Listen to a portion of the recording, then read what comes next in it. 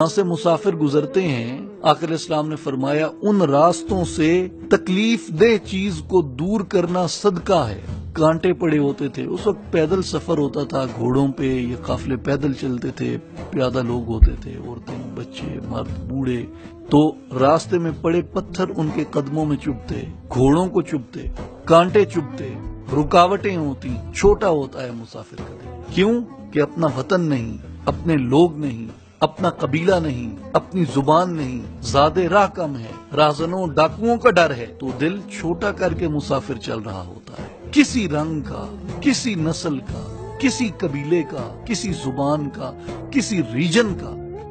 Without any discrimination آپ راستے سے اس کے لیے جب پتھر ہٹاتے ہیں، آقا علیہ السلام نے فرمایا کہ تمہارے لیے وہ بات صدقہ رکھ دی جاتی ہے، اور رب خوش ہوتا ہے اس بات پہ کہ بندے میرے بندوں کا خیال رکھیں۔